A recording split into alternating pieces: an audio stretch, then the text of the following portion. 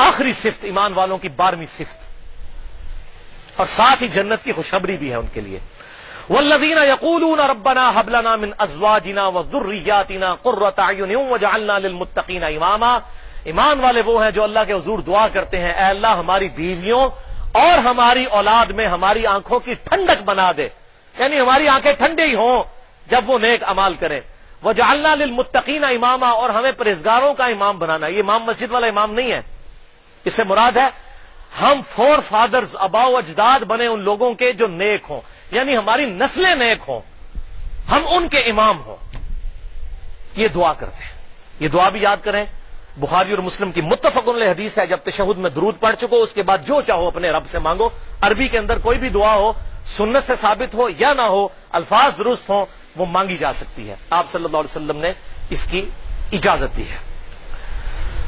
اولئک یجزون الغرفۃ بما صبروا، یہ وہ لوگ ہیں جن کو اللہ نے صبر کے بدلے میں جنت کے بالا خانے دیے ہیں. بڑے بڑے بلڈنگز جنت کے اندر، اپارٹمنٹس، صبر کے بدلے میں. صبر کے اندر پورا دین ہے. صبر کی 3 قسمیں یاد رکھیں. ایک صبر ہے اللہ کی طرف سے آئی ہوئی تکلیف پہ صبر. دوسرا صبر ہے اللہ کی طرف سے شریعت کی پابندیوں پر صبر. فجر کے وقت آج کل اٹھنا کوئی آسان کام ہے؟ یہ گرمیوں کا 16-17 گھنٹے کا روزہ رکھنا کوئی آسان کام ہے؟ یہ اللہ کی شریعت پہ صبر ہے. سردیوں میں اٹھ کر غسل جنابت کرنا اللہ کی شریعت کے اوپر صبر ہے. اللہ تعالیٰ کی طرف سے فرائض کے اوپر صبر. اور ایک ہے گناہوں پر صبر کرنا، یعنی اللہ نے کہا یہ حرام ہے، یہ کام نہیں کرنا. نگاہ کی حفاظت کرنا، اس پہ صبر کرنا پڑتا ہے، ویسے تو نہیں ہوتی. ورنہ جڑے تھے پیڑے اور لاہور بھی پیڑے، وہ خانہ کعبہ بھی پیڑے. خانہ کعبہ میں تو عورتوں کے چہرے بھی کھلے ہوتے ہیں. وہاں بھی جو لوگ ادھر بھی بد نگاہی کے عادی ہیں وہاں بھی بیٹھ کے یہی کام کر رہے ہوتے ہیں. اور وہاں تو انٹرنیشنل لیول کی یعنی فیسلٹی اویلیبل ہوتی ہے، پوری دنیا سے عورتیں آئی ہوتی ہیں. تو جس کو یہاں سے عادت نہیں ہے نا، وہاں بھی اس کی عادت ٹھیک نہیں ہوگی. وہاں کوئی سوئچ نہیں آن ہو جانا کہ اس نے جا کے ٹھیک ہو جانا ہے. صبر کے بدلے میں تکلیف پر صبر، شریعت پر صبر، گناہوں سے بچنے پر صبر. وَيُلَقَّوْنَ فِيهَا تَحِيَّةً وَسَلَامًا، اور وہاں پر ان کی گریٹنگز کے ساتھ استقبال ہوگا جنت میں فرشتے آداب اور سلامتی کے ساتھ. یہاں بھی آپ کسی وہ 5 اسٹار ہوٹل میں جائیں نا تو وہ جو بار بوائز کھڑے کیے ہوتے ہیں السلام علیکم السلام علیکم سب کو کر رہے ہوتے ہیں نا، تو فرشتے کھڑے ہوں گے ایسے لوگوں کے لیے آداب اور سلامتی کے ساتھ. خالدین فیہا، وہ رہیں گے اس میں ہمیشہ ہمیش. حسنت مستقرا و مقاما، اور جنت کیا ہی اچھی جگہ ہے، تھوڑی دیر کے لیے بھی اور ہمیشہ کے لیے رہنے کے لیے بھی. دنیا میں آپ کاغان نران مری میں چلے جائیں نا، 4 دن کے بعد بندہ آوازار ہو جاتا ہے، لیکن اللہ تعالیٰ فرماتا ہے جنت کی وہ نعمت ہے جہاں ہمیشہ رہ کے بھی انسان آوازار نہیں ہوگا. بخاری اور مسلم کی متفق علیہ حدیث ہے کہ اللہ تعالیٰ نے اپنے بندے کے لیے جنت میں وہ نعمتیں تیار کر رکھی ہیں جو نہ کسی آنکھ نے دیکھی، نہ کسی کان نے سنی، نہ کسی کے دل پر اس کا کھٹکا گزرا. اور صحیح مسلم میں حدیث ہے، واللہ آج گھر جا کے صحیح مسلم میں جنت والا چیپٹر پڑھے تو دل کرے گا آج ہی آپ 20 بچوں کو بھی چھوڑ کے جنت میں پہنچ جائیں، اگر انسان کے اختیار میں ہو. یا مشکات میں آپ جو انسائکلوپیڈیا آف حدیث ہے جس میں نے پورا لیکچر دیا ہے، مسئلہ نمبر 111B، اس کی 3 اور آخری جلد کے اندر جنت کا چیپٹر پڑھیں آپ.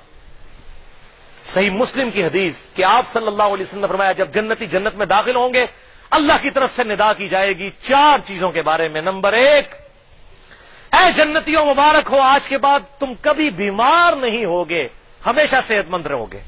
دنیا میں بڑے بڑے نیک لوگ ہیں کینسر کے مرض میں مبتلا ہو کے چلے جاتے ہیں دنیا سے. نمبر 2، آج کے بعد ہمیشہ زندہ رہو گے، کبھی موت نہیں آئے گی. نمبر 3، ہمیشہ جوان رہو گے، اور حدیث میں آتا ہے 30 سال کی عمر ہوگی. میرے بھی تقریباً 38 سال ہو چکی ہے، تقریباً ہونے والی ہے. 30 سال کی عمر ہوگی جنتی نوجوان کی، ہمیشہ 30 سال کا. ہمیشہ جوان رہو گے، کبھی بوڑھے نہیں ہوگے. اور نمبر 4، ہمیشہ خوشحال رہو گے، کبھی بدحال نہیں ہوگے. اللہ تعالیٰ تم سے راضی رہے گا. اور پھر نعمتیں تو چھوڑ دیں، بخاری اور مسلم میں آتا ہے سب سے آخر میں جس کو جنت میں لے جایا جائے گا نا، اسے اس روئے ارض، یہ پوری دنیا جس کا سرکمفرنس 40,000 کلومیٹر ہے، یہاں سے شروع اور واپس آئے 40، اس سے 10 گنا بڑی جنت ملے گی جو سب سے آخر میں دوزخ سے نکال کے جنت میں جائے گا. 10 گنا بڑی جنت. اور کہے گا یا اللہ تو میرے ساتھ مذاق کر رہا ہے، اللہ تعالیٰ فرمائے گا مذاق نہیں کر رہا. یہ سب سے آخر میں جو دوزخ سے نکلے گا، آپ صلی اللہ علیہ وسلم کی شفاعت کی برکت سے سارا عذاب بھگت کے پتہ نہیں کتنے ہزاروں لاکھوں سال کے بعد، یہ اس کے لیے ہے۔ اللہ تعالیٰ تو ہمیں بلا حساب و کتاب جنت میں داخل فرمائے، آمین۔ قل ما یعبؤ بکم ربی، اے نبی فرما دیجئے صلی اللہ علیہ وسلم، میرے رب کو تمہاری کوئی پرواہ نہیں ہے، لولا دعاؤکم، اگر تم اسے نہیں پکارو گے، اس کو کوئی ٹینشن نہیں ہے اگر تم اس کی عبادت نہیں کرو گے، اس کو دعا میں نہیں پکارتے۔ اور ایک فہم یہ ہے کہ دیکھنا پھر اللہ تعالیٰ تمہاری بھی کوئی پرواہ نہیں کرے گا اگر تم اسے نہیں پکارو گے، پھر مجھ سے کوئی خیر کی امید نہ رکھنا۔ دنیا میں ہوگی، دنیا میں اللہ کافر کو بھی رزق دے گا، مومن کو بھی دے گا، اور مسلمان فاسق کو بھی دے گا، مسلمان کامل الایمان مومن کو بھی دے گا، لیکن آخرت مختلف ہوگی، یہ یاد رکھیے گا۔ یہ کھلی چھٹی دنیا کے اندر ہے، آخرت کے لیے تو اللہ نے اپنا نام کیا رکھا ہے سورۃ المؤمن میں؟ لمن الملک اليوم، آج کے دن کس کی بادشاہی ہے؟ للہ الواحد القہار، اس اکیلے قہار کی۔ وَلِعَوْذُ بِاللَّهِ تعالی۔ تو بھائیو اللہ تعالیٰ ہمارے کوئی پرواہ نہیں اگر تم اس کو نہیں پکارو گے، لیکن فقد کذبتم، تم جھٹلاتے ہو اور جھٹلا چکے ہو، فسوف یکون لزاما، یہ نہ سمجھنا دنیا میں کھلی چھٹی ہے تو آخرت میں بھی ہوگی، ان قریب اس کا وبال تمہیں چمٹ کے رہے گا۔ وَلِعَوْذُ بِاللَّهِ تعالی۔ سورہ الذاریات کی آیت نمبر 56 ہے، وَمَا خَلَقْتُ الْجِنَّ وَالْإِنسَ إِلَّا لِيَعْبُدُونَ، اور ہم نے جن اور انسانوں کو نہیں پیدا کیا مگر فقط اس لیے کہ وہ ہماری عبادت کریں، ہمیں مانے نہیں، صرف عبادت کریں، اور عبادت ہے ٹوٹل اوبیڈینس، حقوق اللہ بھی حقوق العباد بھی۔ یہ بولین الجبرا ہے 10، یا ماننا یا نہیں ماننا، ٹوٹل پیکج ہے۔ یہ نہیں کہ چند چیزوں میں اللہ کو مان لینا ہے، یعنی ہم رمضان والے خدا کو مانتے ہیں کہ روزے رکھ لیتے ہیں، نمازوں والے خدا کو نہیں مانتے، باقی سال روزے نماز ہی نہیں پڑھتے۔ ٹوٹل پیکج، وَلِعَوْذُ بِاللَّهِ تعالی۔ کیونکہ انسان اللہ تعالیٰ کی سیریس کریشن ہے، اور یہ آیت سخت ترین آیت سورۃ المؤمنون آیت نمبر 115۔ اَفَحَسِبْتُمْ أَنَّمَا خَلَقْنَاكُمْ عَبَثًا، کیا تم نے گمان کیا کہ ہم نے تمہیں ویسے ہی پیدا کر دیا، وَأَنَّكُمْ إِلَيْنَا لَا تُرْجَعُونَ، اور تم نے پلٹ کر ہماری بارگاہ میں واپس نہیں آنا؟ تم نے یہ گمان کیا ویسے ہی؟ اور بھائیو، جس نے ہمیں ہماری مرضی کے بغیر پیدا کر دیا وہ ہمارے ساتھ کچھ بھی کرنے پر قادر ہے۔ اس بات کے اوپر غور کریں، اللہ نے ہماری مرضی کے بغیر ہمیں پیدا کیا ہے، وہ ہمارے ساتھ کچھ بھی کر سکتا ہے۔ ہماری جائے پناہ صرف ہمارا خدا ہے، ہمارا رب ہے، اسی کے دامن کرم میں ہم پناہ لیں۔ سورۃ الملک کی آیت نمبر 2 ہے، الذی خلق الموت والحیات لیبلوکم ایکم احسن عملا، وہی اللہ ہے جس نے زندگی اور موت کو اس لیے پیدا کیا تاکہ جانچے کہ تم میں سے کون اچھے اعمال کرتا ہے۔ یہ انسان بڑی سیریس کریشن ہے، اللہ تعالیٰ نے اسے کسی مقصد کے لیے پیدا کیا۔ اب آخر میں ایک صرف مثال کے طور پر آپ کو بات پیش کرتا ہوں بھائیو، کہ دیکھیں دنیا میں ہم یہ کتنی باتیں دیکھتے ہیں۔ اکثر لوگ کہتے ہیں کہ جی جناب اللہ تعالیٰ 70 ماؤں سے بڑھ کر پیار کرنے والا ہے، حالانکہ کسی حدیث میں نہیں ہے۔ اللہ رحم فرمانے والا ہے، کوئی شک نہیں ہے اس میں، لیکن رحمت کی ڈیفینیشن قرآن میں وہ نہیں جو ہم نے سمجھی ہے کہ فل نافرمانی کریں اور آندھا توبہ بھی نہ کریں اور پھر بھی یہ کام کرتے رہیں اور کہیں جی اللہ کی رحمت سے معافی ہو جائے گی۔ نہیں، دنیا میں آپ دیکھتے ہیں کتنے لوگ ہیں، کتنی ایسی عورتیں ہیں جن کے 4-5 چھوٹے چھوٹے بچے ہوتے ہیں اور اللہ تعالیٰ ان کی ماں ان سے چھین لیتا ہے۔ چھینتا ہے کہ نہیں؟ یہ میرے دماغ میں ایک حکمت کی بات آئی ہے۔ آپ مجھے بتائیے، آپ کو اور مجھے اختیار ہو، کیا ہم کسی ایسی عورت کو موت دیں جس کے چھوٹے چھوٹے 4-5 بچے ہوں؟ ان بچوں کا کیا مستقبل ہوگا؟ لیکن اللہ تعالیٰ پرواہ کرتا ہے؟ تو بس ڈر جائیں۔ بالکل اس طریقے سے اللہ تعالیٰ کو کوئی یار نہیں ہے اپنے نافرمانوں کو دوزخ میں پھینکنے سے۔ دنیا میں اللہ تعالیٰ جب چاہتا ہے، جس کے لیے چاہتا ہے، جو فیصلہ کرتا ہے، کوئی اسے پوچھ نہیں سکتا۔ یہ جو مثالیں دیتے ہیں یہ اللہ تعالیٰ 70 ماؤں سے بڑھ کر، یہ کون سی رحمت کا کانسیپٹ آپ دیکھ رہے ہیں؟ یہ کانسیپٹ ہے کہ ابا جی مجھے آپ سے بڑی محبت ہے پر گل میں تھوڑی کو نہیں مننی، جو مرضی کر لو۔ یہ محبت ہے؟ محبت تو یہ ہے کہ پوری کوشش کرے، جب کبھی کوئی لغزش ہو جائے پھر اپنے رب کی دامن میں پناہ لے۔ وہ رحمت تو ضرورت ہے، رحمت کے بغیر تو گزارا نہیں۔ بخاری اور مسلم کی متفق علیہ حدیث ہے کہ امام کائنات صلی اللہ علیہ وسلم نے ارشاد فرمایا، کوئی شخص بھی اللہ کی رحمت کے بغیر جنت میں داخل نہیں ہوگا۔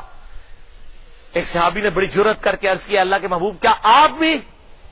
آپ نے فرمایا ہاں میں بھی، جب تک میرے رب کی رحمت مجھے ڈھانپ نہ لے میں بھی جنت میں نہیں داخل ہو سکتا۔ تو رب کی رحمت کی تو اللہ کے محبوب کو بھی ضرورت ہے صلی اللہ علیہ وسلم۔ رحمت بالکل الگ چیز ہے، ڈیٹم لائن کے اوپر حلال اور حرام کی تمیز کرتے ہوئے زندگی گزارنا یہ ضروری ہے۔ پھر کہیں بیچ میں چھوٹی موٹی غلطی لغزش ہو جائے اللہ تعالیٰ معاف کرنے والا ہے، اس میں کوئی شک نہیں ہے۔ موت کے غرغرے سے پہلے جامعہ ترمذی میں حدیث ہے کہ توبہ قبول ہوگی، لیکن یہ کس کو پتا ہے کہ موت کا پانی ہے؟ کوئی بتا کے آئے گی جناب تیاری کر لو میں کوئی 10 دہاڑیاں تک آنا لیا نہیں۔ اور یہ یاد رکھیے گا جو آپ زندگی گزارے اسی طرح اٹھائے جائیں گے۔ یہ کبھی نہیں ہوگا کہ مرنے سے 1 سال پہلے اللہ تعالیٰ آپ کو کوئی فون کال کرے گا، گاڑی رکھ لے، نماز شروع کر لے، بندے کا پتر بن جا، بس حال رہ گیا تیرا۔ جس طرح آپ مرنا چاہتے ہیں نا اسی طرح آپ زندگی گزارنا شروع کر دیں، کیونکہ اسی زندگی میں سے اچانک مجھے اور آپ کو اچک لیا جائے گا۔ اللہ تعالیٰ کو کوئی پرواہ نہیں کسی کی۔ میں نے بتایا نا 4-5 بچوں کی ماں کو بھی وہ موت دے دے گا، اسے کوئی پرواہ نہیں ہے۔ تو یہ یاد رکھیے گا اللہ تعالیٰ قادر بندوں کو دوزخ میں ڈالے۔ یہ جو کہتے ہیں نا جی ماں نہ ہوئے تھے نہ ساڑے تھے، اللہ کی میں ساڑے گا۔ دنیا میں نہیں آپ دیکھ رہے کتنے ہزاروں بچے ہیں جن کی مائیں بچپن میں مر جاتی ہیں اور پوری زندگی میں ستیلی ماؤں سے وہ جو ہے وہ مارے کھاتے رہتے ہیں، اور کتنی مشکل کی زندگی، ان کا پورا مینٹل ماڈلز تک تبدیل ہو جاتے ہیں، ان کی عادتیں تک بدل جاتی ہیں۔ تو اللہ تعالیٰ کیوں موت دیتا ہے ان کو؟ اللہ کو کسی پرواہ نہیں ہے۔ اللہ الصمد، اللہ بے پرواہ ہے۔ اللہ تعالیٰ سے دعا ہے ہمیں اپنی موت سے پہلے پہلے اپنی قبر و آخرت کی تیاری کرنے کی توفیق عطا فرمائے۔ آج میں نے جتنی گفتگو کی اس میں اگر جذبات میں میرے منہ سے کوئی غلط بات نکل گئی تو اللہ تعالیٰ ہمارے دلوں سے معاف کر دے، ہمیں کتاب و سنت کی تعلیمات پر عمل کر کے دوسرے بھائیوں تک پہنچانے کی توفیق عطا فرمائے۔ سبحانک اللہم و بحمدک، اشہد ان لا الہ الا انت، استغفرک و اتوب الیک، وما علینا الا البلاغ المبین۔